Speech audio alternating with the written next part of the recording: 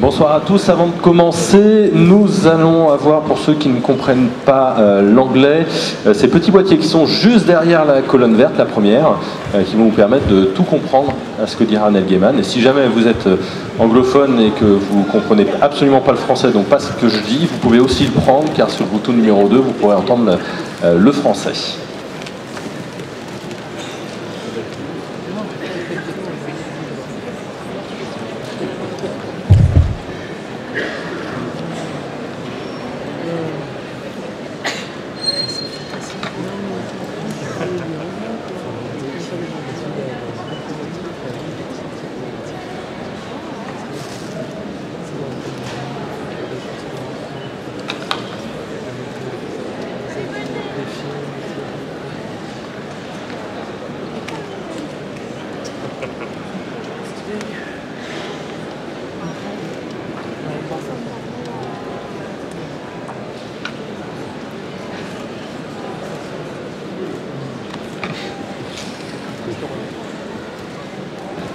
Voilà, nous sommes prêts. Vous avez vu l'histoire du cast, c'est juste pour faire monter un petit peu la tension, la pression et que la joie d'avoir Neil Gaiman avec nous ce soir soit encore plus forte. Car vous savez, attendre c'est bon aussi. Simplement, on va avec lui retracer un petit peu, parler évidemment de sa carrière et de ses livres principaux. On va parler de Bon Présage, de Sandman, de Neverwhere, d'American God et tous ces merveilleux livres, et peut-être même de son livre prochain. On en discutera avec lui. On va juste parler un petit peu des débuts avec ce premier roman de Bon Présage avec Terry Pratchett. Est-ce que vous pouvez nous raconter un petit peu comment ça s'est fait? Well,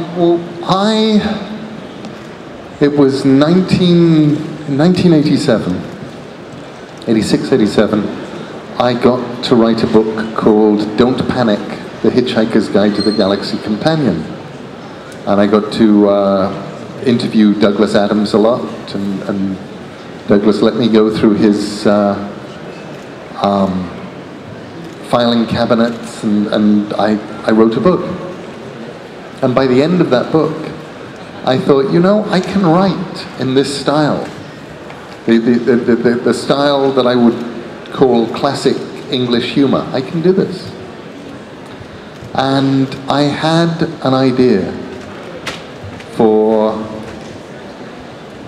a thing, oh, thank you. I had an idea for a thing where a baby swap would happen, and the wrong baby would get swapped, and it was, and I wrote about 5,000 words of it, and I gave it to a couple of friends, and one of the friends I gave it to was Terry Pratchett, who I'd met about 2 or 3 years earlier, interviewing him for a magazine, and we'd stayed friends. And then Sandman happened, and I didn't really have time to do anything more with this story. And I got a phone call one day out of the blue from Terry Pratchett. And Terry said, yeah, that thing that you were working on, do you want to sell me the idea or work on it together? Because I know what happens next. And I am not stupid. And I thought, I have never written a novel. Terry Pratchett is one of the smartest novelists I know. Getting to write a novel with Terry is a lot like Michelangelo coming along and saying, here, do you want to paint this room with me? You're going to learn stuff. So I said, let's do it together. And the first thing that Terry did was run the first 5,000 words that I'd written through his typewriter, through a computer, by which point it was the first 10,000 words. And then the way that we wrote it was very easy. What would happen would be, back then, these days I wake and I sleep like normal human beings, but back then, in my late 20s, I was pretty much nocturnal. So I would wake up around 1 o'clock in the afternoon. I would go and press the button on my telephone answering machine, and there would be Terry's voice, and he would say, get up, you lazy bastard, get out of bed, I've just written a good bit. And then I would phone Terry, and he would read me what he'd written that morning, and then I would read him what I'd written much, much earlier that morning, and then we would make each other laugh, and we'd just throw bits of plot backwards and forwards and say, well, what if we do this, and what if we do that? We didn't have a big plot. We just had lots of ideas for lots of cool stuff we wanted to do. And then it was just a matter of getting to the next really good bit before the other guy could. So when we got to the end of the book, when we got about 3/4 of the way through the book, maybe a bit more, at the point where everybody's heading off to the Air Force Base, Terry and I actually looked at the book and figured out who hadn't written what characters at that point. So then we made a point of taking over each other's characters. So at that point in the book, I take over Adam and the Them, and Terry takes over the Four Horsemen of the Apocalypse, because I'd written the Four Horsemen up until that point, and Terry had pretty much entirely written the Them, and we just traded off a lot. And it was mad, it was very, very funny. We sold the book, much to our surprise. You know, these days people laugh at me when I say we didn't know if anybody was going to buy the book. But we weren't Neil Gaiman and Terry Pratchett then. We were just these two guys writing a book, and Terry, I remember Terry saying, look, you know, what's the longest it's going to take us to write this? And I'm going, well, I don't know, 12 weeks. And he's saying 16 weeks. And Terry says, well, if we can lose 16 weeks, can't we? You know, we can swallow it, we can afford that if nobody ever buys this. I'm going, yeah, and it's making us laugh. So that was how Good Omens began. Ça semble incroyable à vous écouter. Qu'est-ce que ça vous a appris, cette collaboration avec Terry Pratchett dans votre métier de romancier?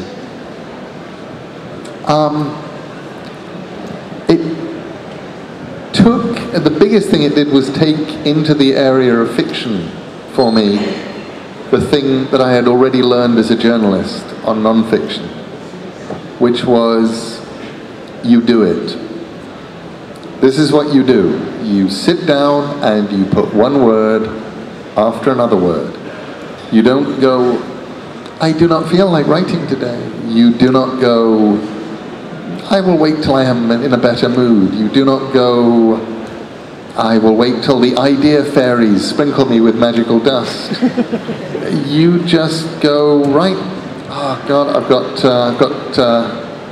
to make sure I do my 600 words, and I've already written a big chunk of Sandman today and a bunch of books of magic, and it's 3 o'clock in the morning, and really I could go to bed, and right, let's go and have some Crowley and Aziraphale fun.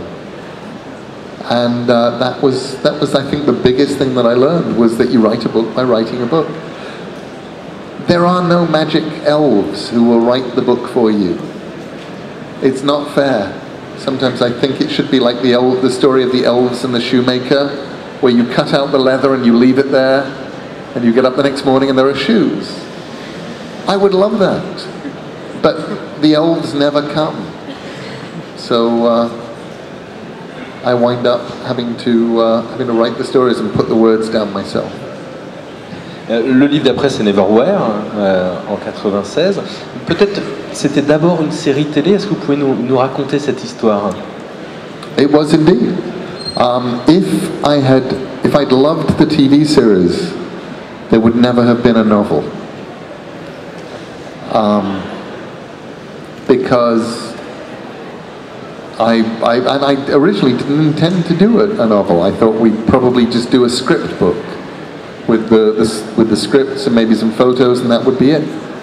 And then I started getting more and more frustrated with what was happening on the screen and the way things were going. And I was going, but this isn't what I had in my head. This isn't what I said. And they go, no, you must trust us. We know what we're doing. And I'm going, I don't know that you do know what you're doing, but okay. And by the point where they actually started shooting it, I thought, I'm writing a novel. And I'm writing a novel as the director's cut. I'm writing the novel that says, no, this is what I meant. Dor in the book has a leather jacket. I wanted her to be a little girl in a huge, big leather flying jacket that looked like it was 50 years old and much too big for her. And they put her on the television series in a purple parka. And I said, why is she in a parka? And they said, because there's too much leather already in the show. And I said, but she was the only character in the script who was meant to be in leather. And they said, oh, we fixed that. So I fixed everything back. Dans Neverwhere, on voit se dessiner un petit peu votre style et votre fantaisie urbaine, un petit peu votre imaginaire qui se met en place. Quelles sont à ce moment-là un peu vos influences et qu'est-ce que vous aviez envie de faire?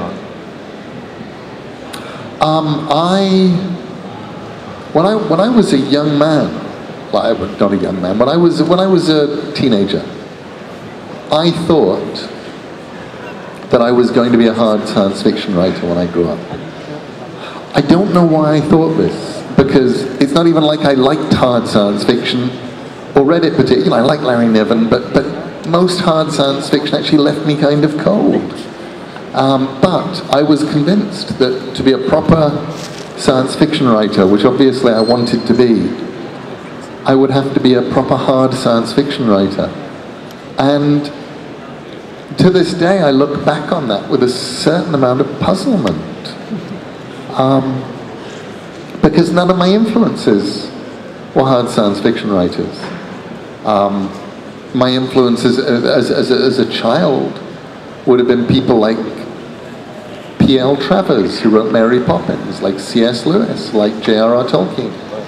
And then when I was 9 years old, somebody gave me a copy of Michael Moorcock's Stormbringer.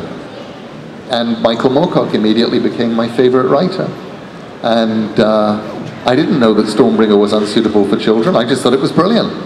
So I read everything that Michael Moorcock published, which meant that by the time I was, 12, I'm reading The English Assassin and Breakfast in the Ruins and these books that you should definitely not give a 12-year-old. I loved them.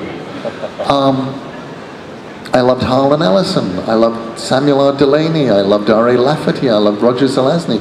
All of these people who were fantasists, but very soft science fiction writers or fantasy writers, borderline fantasy writers, and people who would use magic and use soft science fiction to comment on the real world. And you felt that you were learning about understanding the real world from them. And they were my influences. They were the people that I loved. So, looking back on it, I don't think it's very surprising that when I hit my 20s, that was definitely that was the kind of stuff I was writing.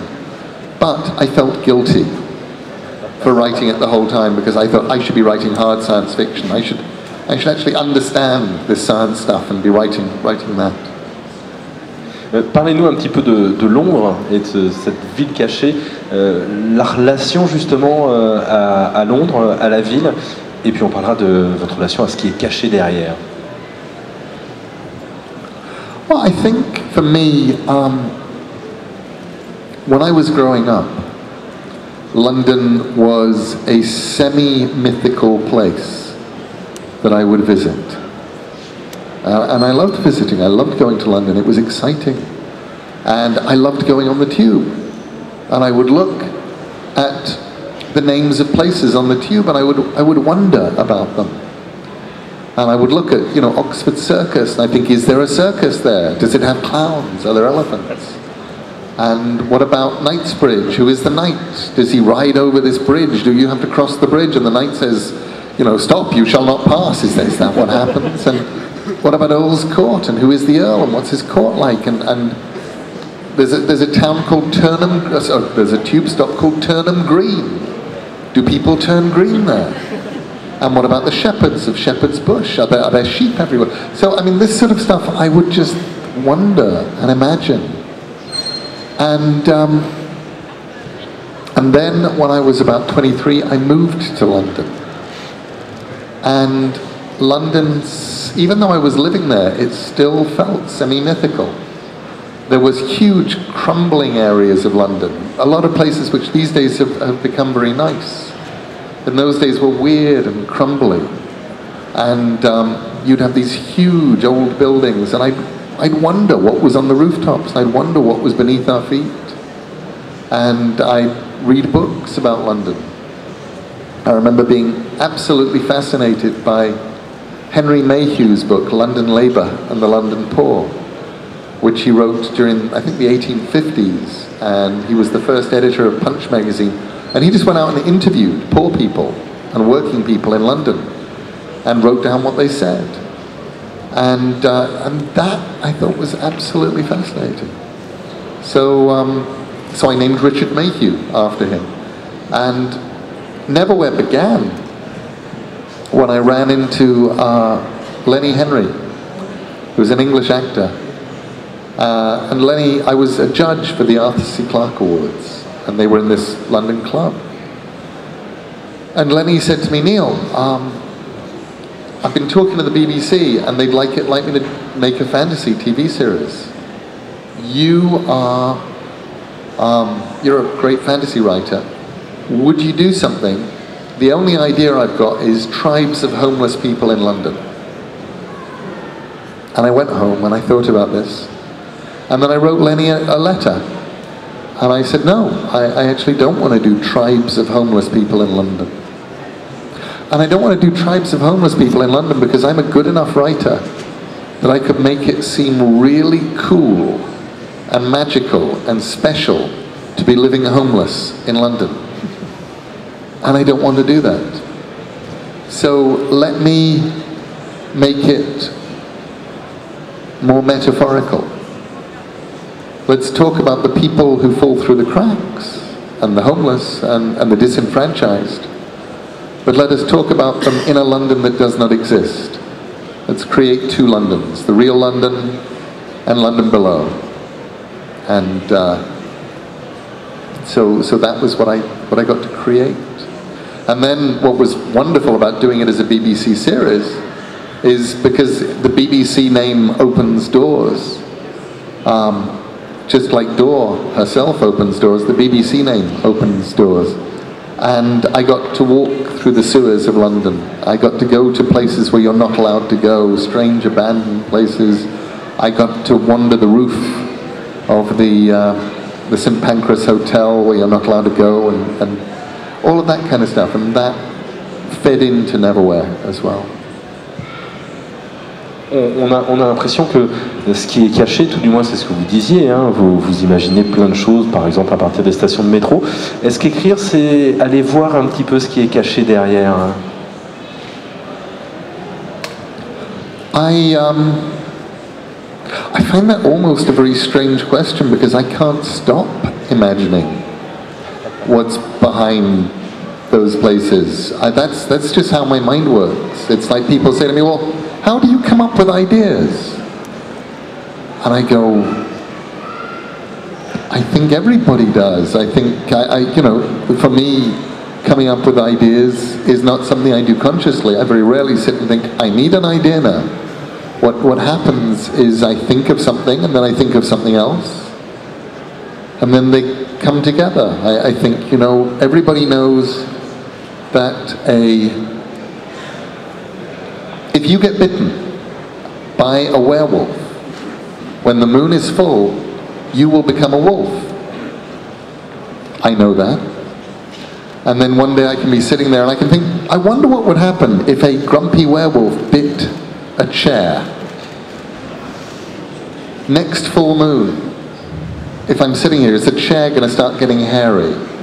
Are we going to start getting, you know, is the chair going to reappear with mud on the feet, and people will have their throats bitten out by a wear chair? Is that going to happen? And suddenly I'm building this thing in my head. I don't know whether it would actually, that's probably not going to be a novel, but it is the kind of thing where you just start thinking and wondering and daydreaming. And because that's what the human imagination does. You know, the imagination for me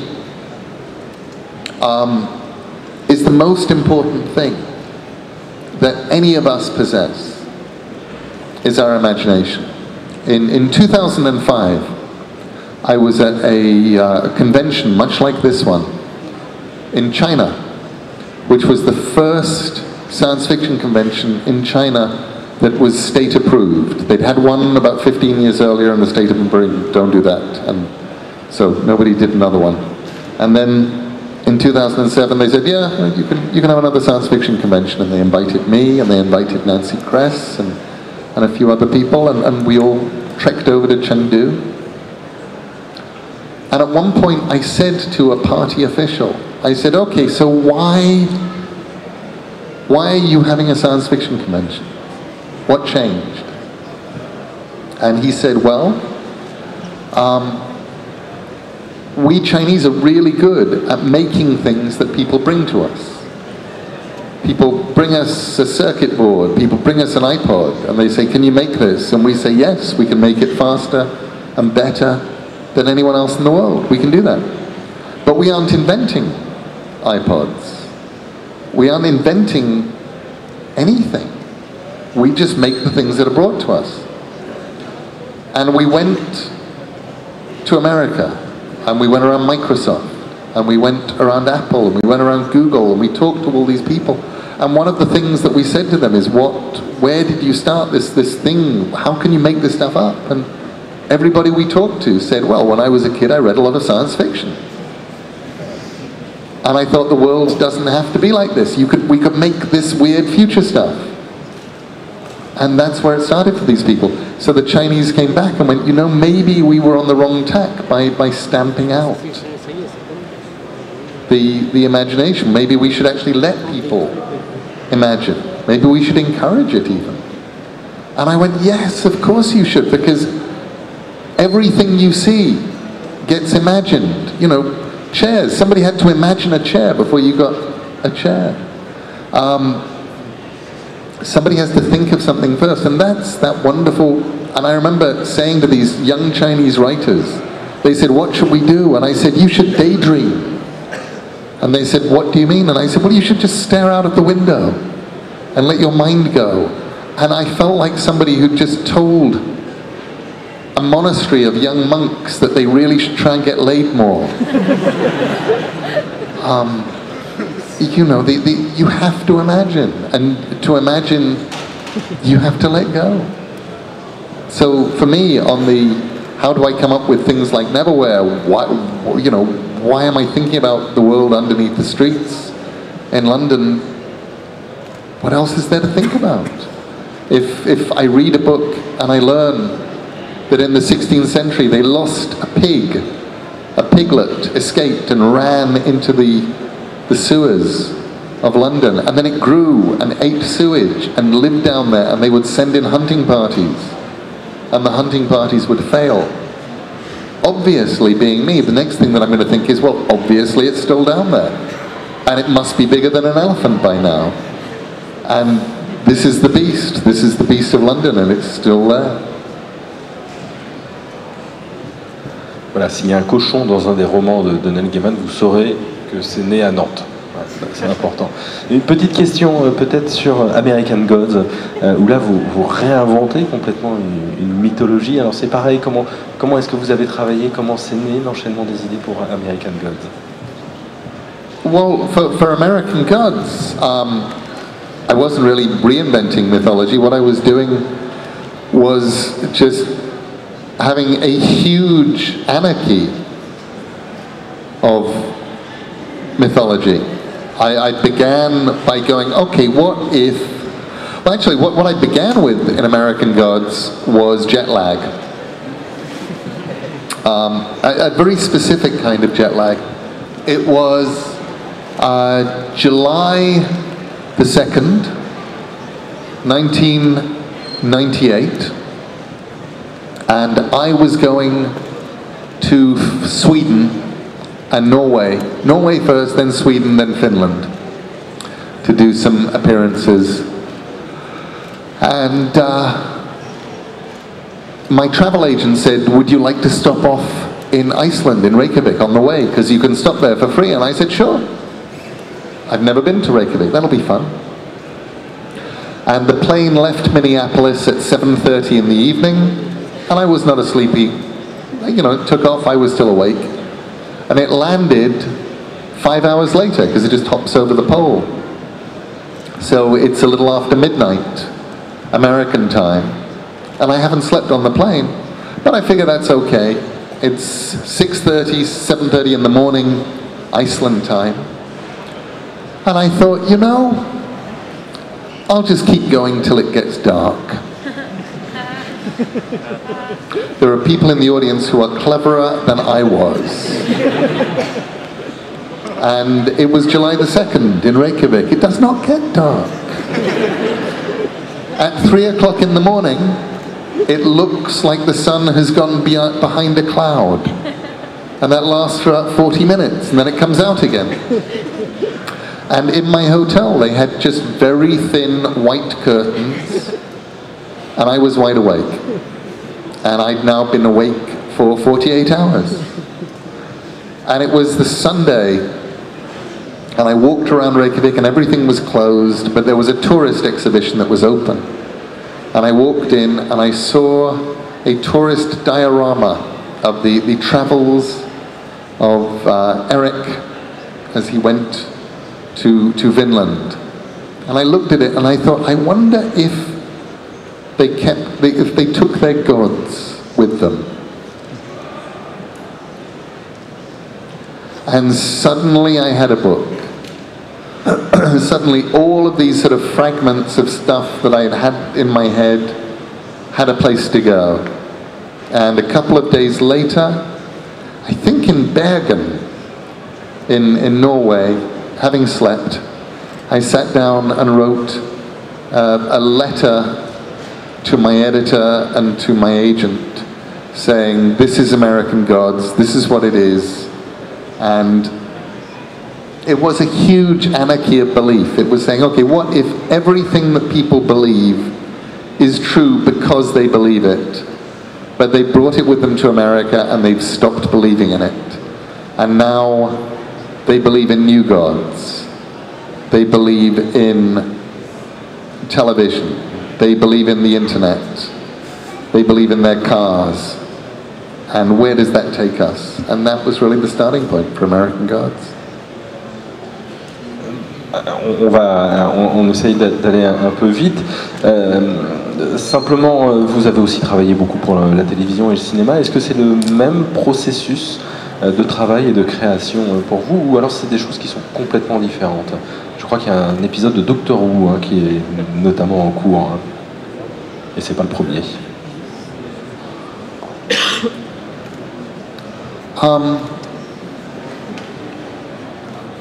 It's the process of creation is always similar, because the process of creation always begins with you going, whoa, I could do that, and I could do that, and I could do that. And you sort of walk around thinking, building an idea, just building a thing initially.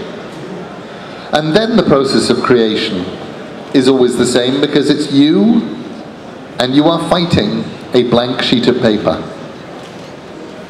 And you are armed only with a pen.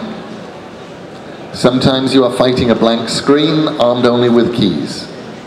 But it is you versus the blank sheet of paper, and a lot of days the blank sheet of paper wins. You know, that's who you are fighting. So in that, the process is still the same. For prose, what I tend to do in prose is I will write a story, I'll handwrite it, and nobody sees it then. And then I'll type it out, and once it's typed out and I'm satisfied with it, I will show it to friends who I love. And they will read it, and they will tell me what's wrong with it. And I will go away, and first of all I will curse them. Perhaps I will curse their parents and their grandparents and the house they were born. And I will be very, very grumpy. And then I will reread the story, I will see they were right, and I will go and fix it.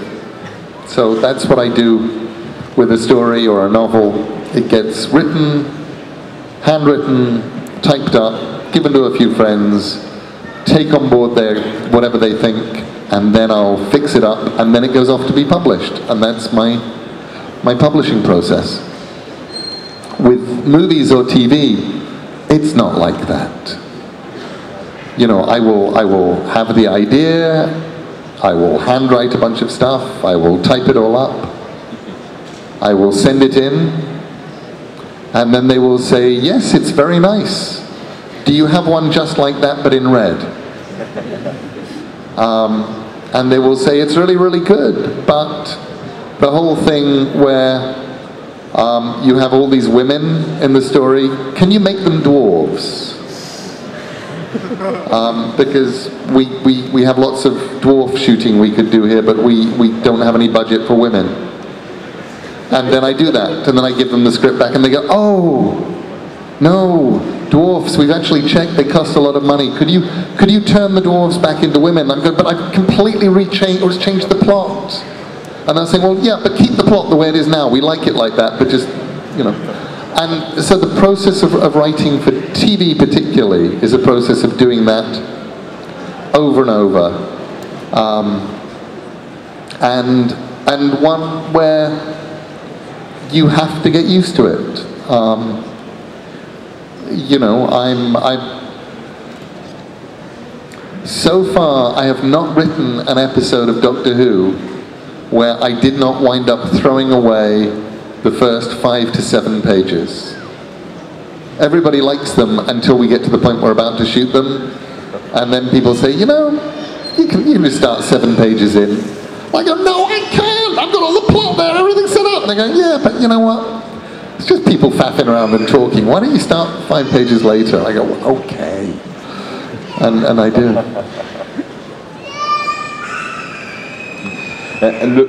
Le temps file, je voudrais juste qu'on évoque un petit peu Sandman, évidemment. Quel regard vous portez justement sur Sandman? Et sur ce que c'est devenu, on vous en parle sans doute tout le temps.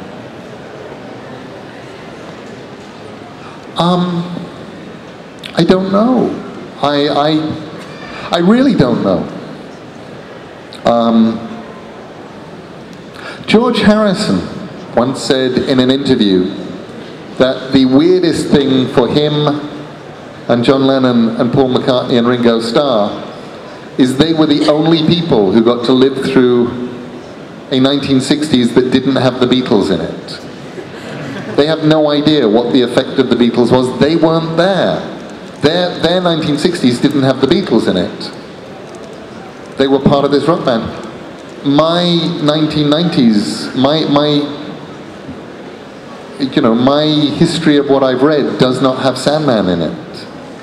Sandman, I look at any panel of Sandman and I can tell you where I was when I wrote that, and I can tell you what I was thinking, and I can tell you what I was trying to do, and I can tell you how far what we did fell short of whatever it is that I was trying to do. I could tell you all those things, but what do I make of Sandman? It's this thing, it's 2,000 pages long. You know, I find it very strange sometimes when people come up to me and they say, why don't you ever do a big long fantasy series? What's wrong with you?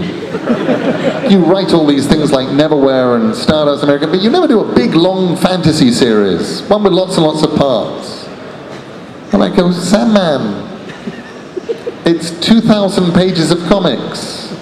It was 4 pages of writing to every page of comics. You know, I wrote approximately 9,500 pages of Sandman over 10 years of my life. Really, honestly, I've done big multi-part fantasy story. You're just looking in the wrong place. Go read it.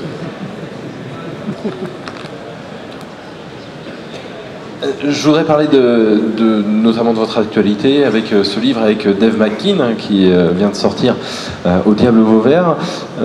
Alors une petite question sur vos relations avec les illustrateurs, comment est-ce que vous travaillez, et avec Dave McKean, comment est-ce que vous avez travaillé notamment pour Mes cheveux fous qui vient de sortir? Well, there are two different ways that I tend to work with illustrators. There is the way that I work with Dave McKean, and there is the way that I work with everybody else. With everybody else, I say, do this, and they go, good idea. And with Dave McKean, I say, here are the words, do whatever you want. And he surprises me. And that is always the case. Crazy Hair began as a poem, and it began as a poem that I wrote for my daughter. I had gone to Florida, and in Florida it is very humid. And my hair, I got up the morning after I got to Florida, and I looked like a gang of rogue hairdressers had crept into my bedroom in the night and got halfway through perming my hair before they were disturbed and ran away. And you had curls going this way and curls going that way, and it just looked mad. And I wrote to my daughter, and I said, my hair is mad. And I described it to her. And she wrote me a letter back that was addressed, Dear Mr. Crazy Hair. And I thought, I like that, Crazy Hair, Mr. Crazy Hair. I'll write about Mr. Crazy Hair for her. And so I sat and I wrote the Crazy Hair poem.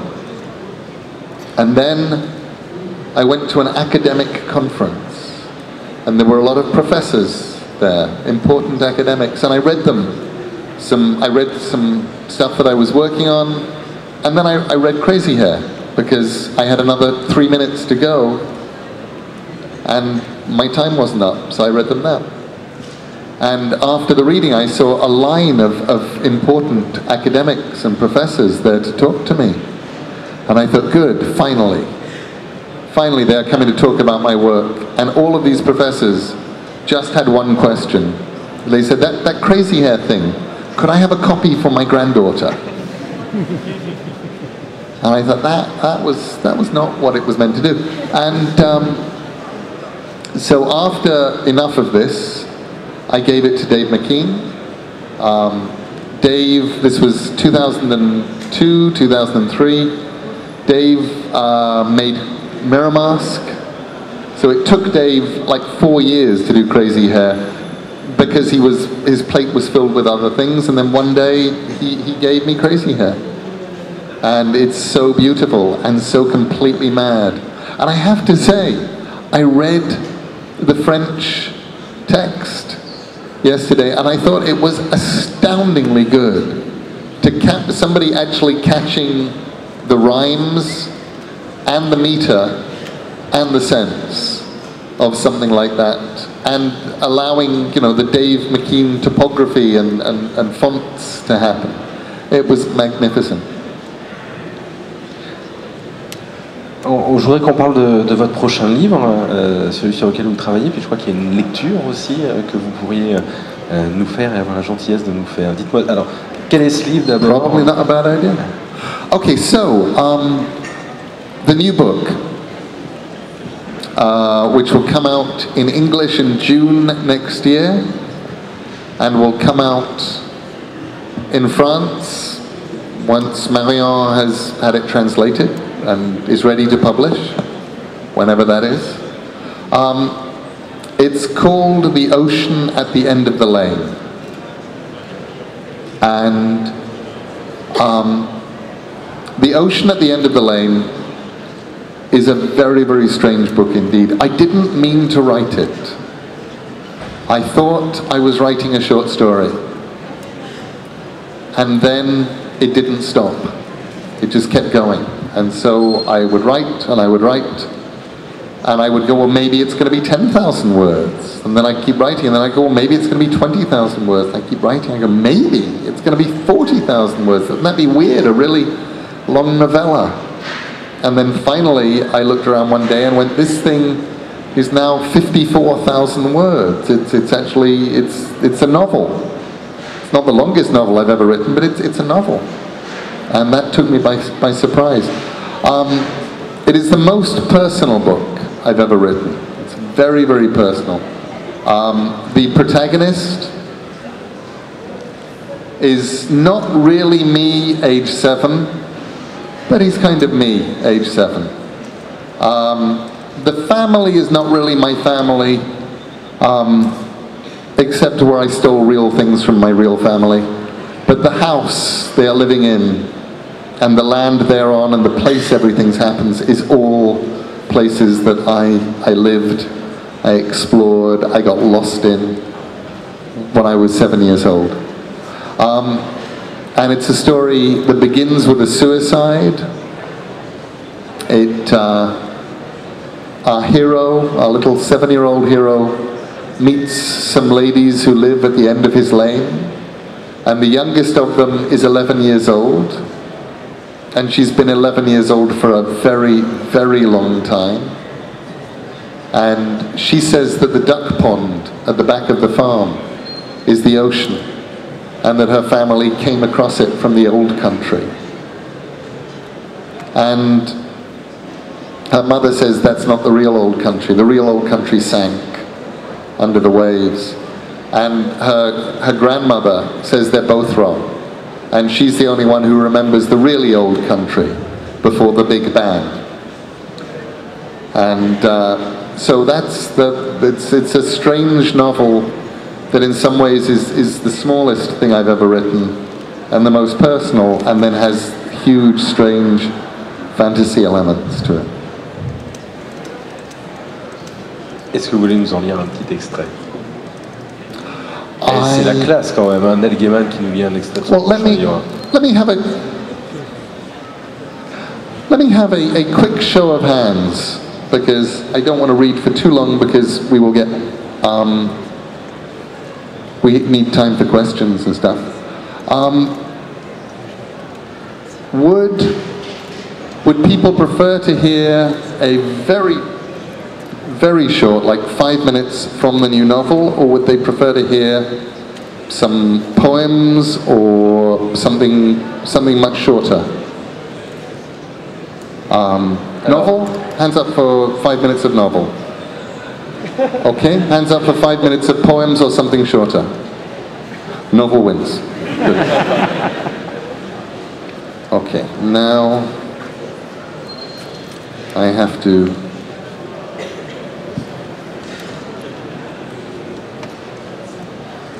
there we go.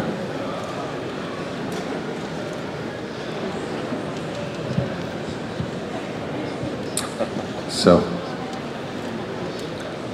and I begin the book with a quote from Maurice Sendak. He said, "I remember my own childhood vividly. I knew terrible things, but I knew I mustn't let adults know I knew. It would scare them." Maurice Sendak. It was only a duck pond out the back of the farm. It wasn't very big. Letty Hempstock said it was the ocean, but I knew that was silly. She said they'd come here across the ocean from the old country. Her mother said that Letty didn't remember properly, and it was a long time ago, and anyway, the old country had sunk. Old Mrs. Hempstock, Letty's grandmother, said they were both wrong, and that the place that had sunk wasn't the really old country. She said she could remember the really old country. She said the really old country had blown up.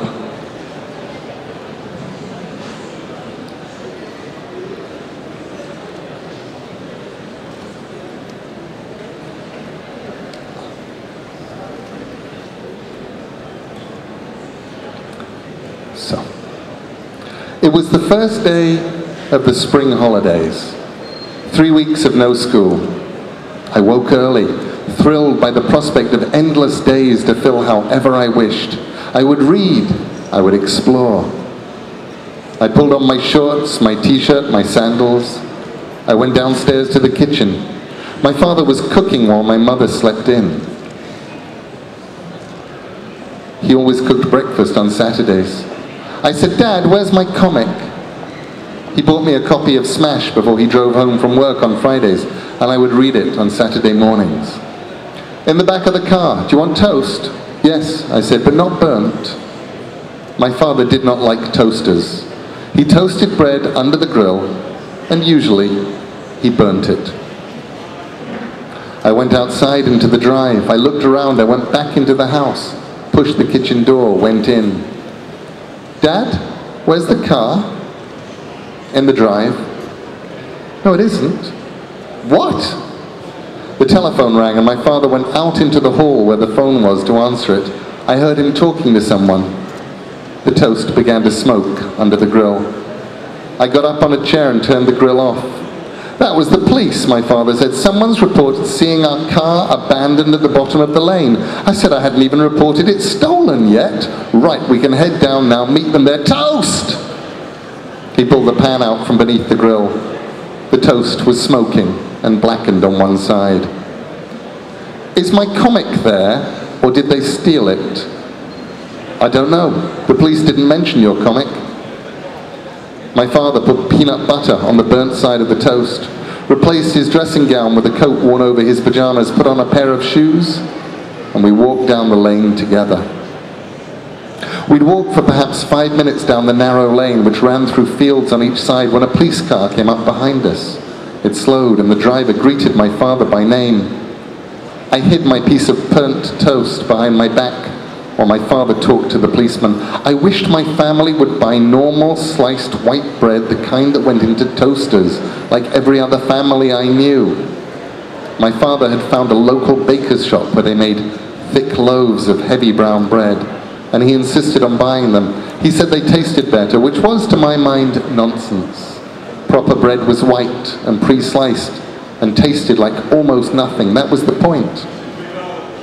The driver of the police car got out, opened the passenger door, told me to get in. My father rode up front beside the driver. "These kids," said the policeman, "they think it's funny, steal a car, drive it round, abandon it. They'll be locals." "I'm just glad it was found so fast," said my father. "Funny them leaving it down here though," said the policeman, "because it's a long walk back to anywhere from here." We passed a bend in the lane and saw the white Mini over on the side in front of a gate leading into a field, tires sunk in the mud. We drove past it, parked on the grass verge. The policeman let me out and the three of us walked over to the Mini while the policeman told my dad about crime in this area and why it was obviously the local kids had done it. That my dad was opening the passenger side door with his spare key. He said, "Someone left something on the back seat." My father reached back and pulled the blue blanket away that covered the thing in the back seat, even as the policeman was telling him he shouldn't do that, and I was staring at the back seat because that was where my comic was. So I saw it. It was an it, the thing I was looking at, not a him. Although I was an imaginative child prone to nightmares, I'd persuaded my parents to take me to Madame Tussauds waxworks in London when I was 6 because I wanted to visit the Chamber of Horrors, expecting the movie monster chambers of horrors I'd read about in my comic books. I wanted to thrill to waxworks of Dracula and Frankenstein's monster and the Wolfman.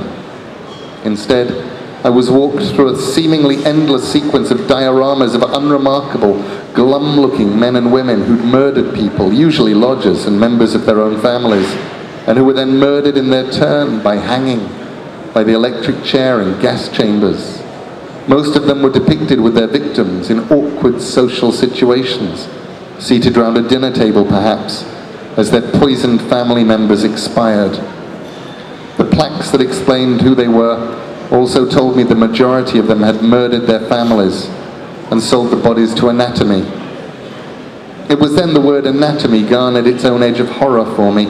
I did not know what anatomy was. I knew only that anatomy made people kill their children.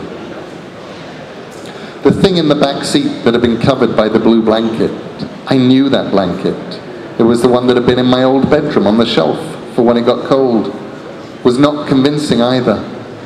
It looked a little like the opal miner who lived with us, but it was dressed in a black suit with a white ruffled shirt and a black bow tie. Its hair was slicked back and artificially shiny. Its eyes were staring. Its lips were bluish, but its skin was very red. It looked like a parody of health. There was no gold chain around its neck. I could see underneath it, crumpled and bent, my copy of Smash with Batman looking just as he did on the television, on the cover. Monsieur Gaiman.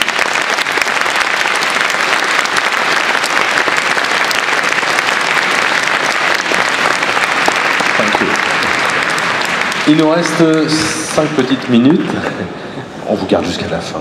Est-ce que quelqu'un aurait une question? C'est le moment. On a une question. La première personne qui est le plus près du micro. Oui. Dans vos romans, l'un des points que je trouve les plus frappants, c'est surtout les personnages qui sont dedans, qui sont tous vraiment très charismatiques et très uniques. Et je voudrais savoir comment, lors de l'écriture de vos romans, vous travaillez vos personnages lors de leur création et lors de leur développement ensuite. Mostly, I try and write people that I would like to spend time with.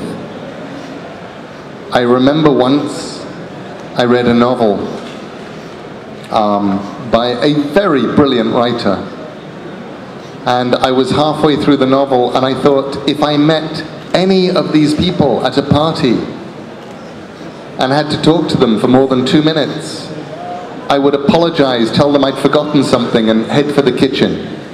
I would not want to spend time with these people. For me, as a novelist, if I'm writing characters, I want to spend time with people. I want to write about people I would like to spend time with.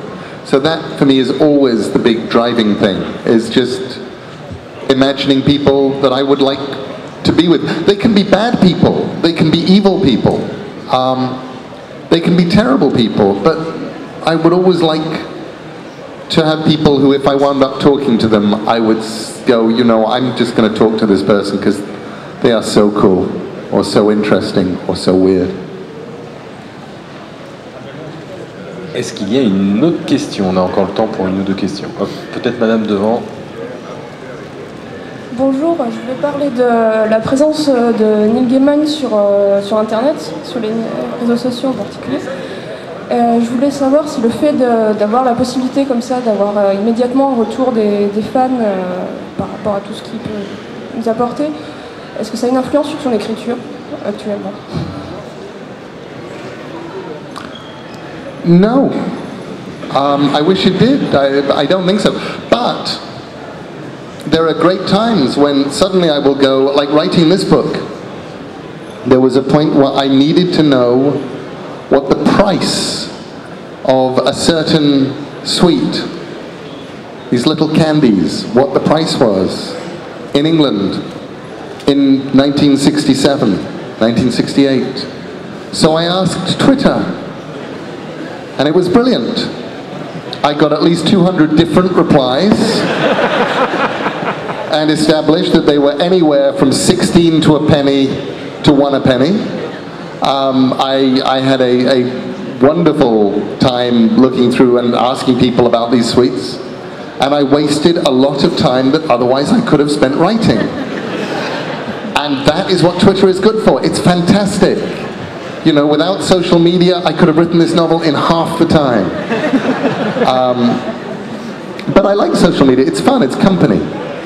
It's very strange. It is what it is. I do like the fact that if real news is happening, I tend to know about it more or less as it's happening now, if I can be bothered to check my Twitter feed. But I don't use it. I don't use it to try things out on people, and I don't use it to ask what people would think about something. Maybe one day I will.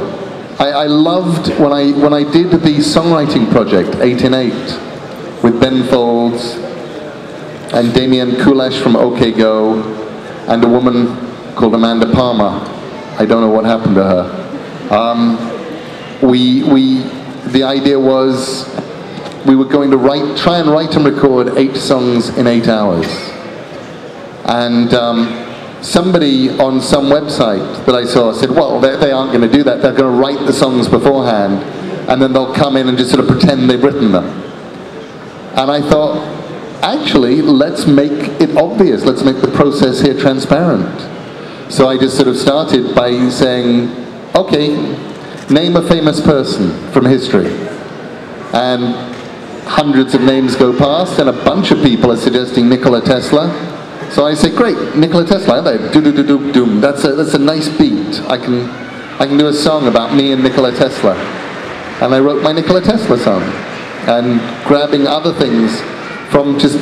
But what I didn't do was say to people, give me a title, give me a song title. Because then I don't think that would have worked at all. But it worked brilliantly saying, what's something you've seen that only ever happened once in your life? And suddenly people are writing and saying, you know, I saw a squirrel commit suicide in the toilet. Or, you know, things like that. I asked people ways that love went wrong. You know, where your relationship broke. And somebody just replied, because the origami. And I thought, that's great. I wrote a song called Because the Origami. C'est un joli mot de la fin, malheureusement on arrive au bout. Il y a la cérémonie de remise des prix des Utopiales qui arrive juste derrière nous. Neil Gaiman sera encore là demain. Merci à lui, merci à vous, merci à tous.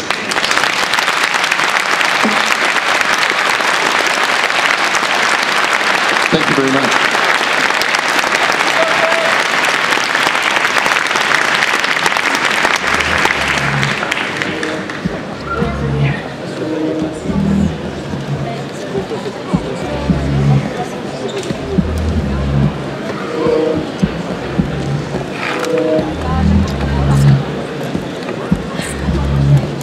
Vous partez? Oui, si, on est pris.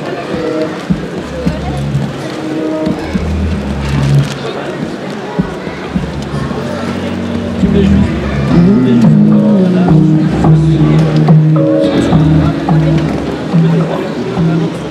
C'est rien.